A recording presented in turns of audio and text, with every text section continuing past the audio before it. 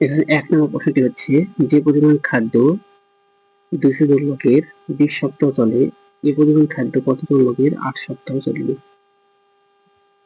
তাহলে আমাদেরকে দেখতে হবে প্রশ্নে কি চেয়েছে যে কতজন লোকের, আমাদেরকে জন বের করতে হবে। আর ঐকিক নিয়মে যেটা বের করতে হয়, যেটা চাইবে সেটা অবশ্যই ডান পাশে লিখতে হয়। তাহলে আমরা এভাবে লিখবো যে ২০ সপ্তাহ চলে ২০০ জন লোকের। তাহলে ১ সপ্তাহ চলবে কতজন লোকের? ২০ সপ্তাহ যদি ২০০ জন লোকের চলে, তাহলে ১ সপ্তাহ অবশ্যই বেশি লোকের চলবে, সেজন্য গুণ হবে।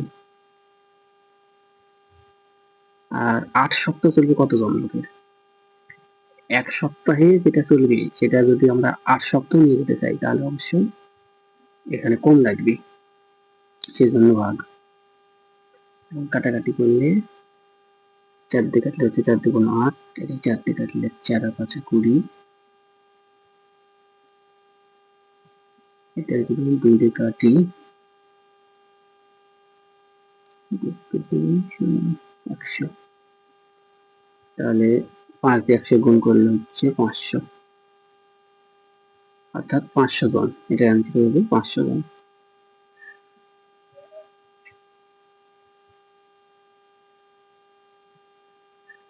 পরের প্রশ্ন হচ্ছে, ১২০ কেজি চালে কতজন লোকের ২৭ দিন চলে? ১০ জন লোকের ৪৫ দিন চলতে কত কেজি চাল প্রয়োজন? এখানে বলছে যে কত কেজি চাল প্রয়োজন, অর্থাৎ কত কেজি বের করতে হবে।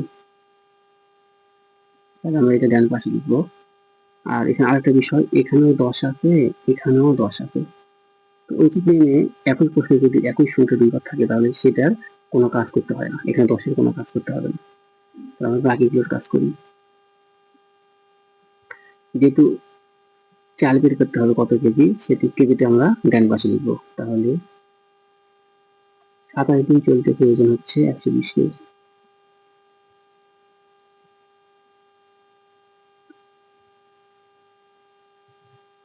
একদিন চলতে অবশ্যই কম লাগবে। ২৭ দিনে চলতে যতটুকু চাল লাগবে, সেটা যদি আমি যদি একদিন চালাতে চাই, তাহলে অবশ্যই একদিনই আমার কম লাগবে।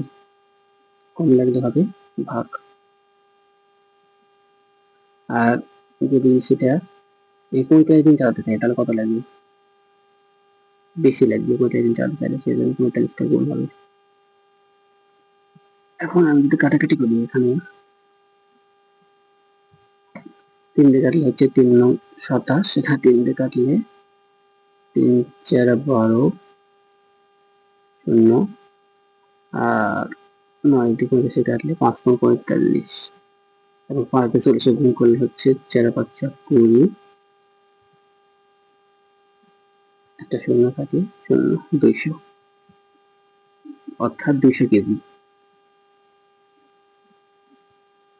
এই প্রশ্নের উত্তর হচ্ছে ২০০ কেজি।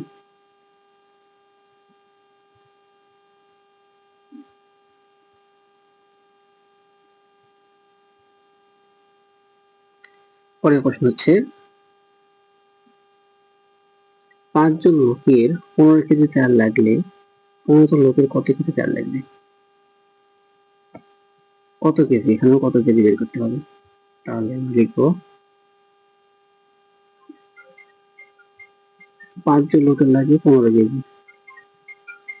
তাহলে ১ জন লোকের লাগে কম, সেজন্য ভাগ। আর ১৫ জন লোকের লাগে বেশি, সেজন্য ১৫টা হলে গুণ হবে। কাটাকাটি করলে ৩ ৫ ১৫, আর ১৫ ৩ দিয়ে গুণ করলে হচ্ছে ৩ ৫ ৪৫, অর্থাৎ ৪৫ কেজি চাল লাগবে। এটার অ্যান্সার হচ্ছে ৪৫ কেজি।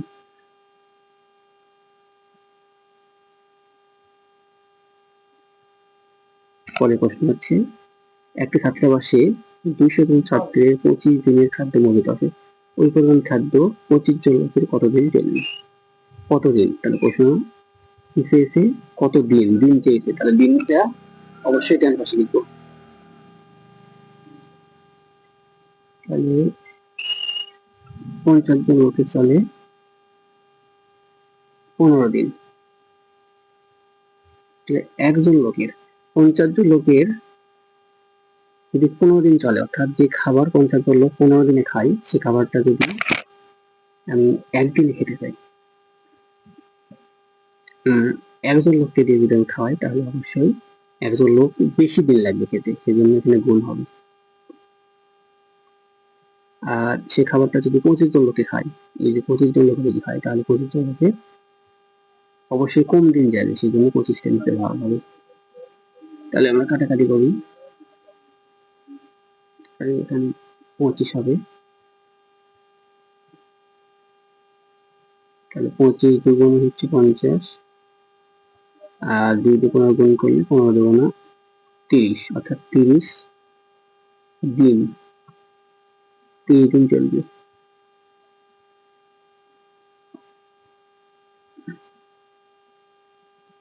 পরের প্রশ্ন হচ্ছে, কোন পরিবারে 10 জন সদস্যের 30 দিনের খাবার মজুত আছে, 5 জন নতুন অতিথি আসলে খাদ্য কতদিন চলবে? এখানে হচ্ছে কতদিন চলবে, তাহলে দিন চেয়েছে, আমরা লিখবো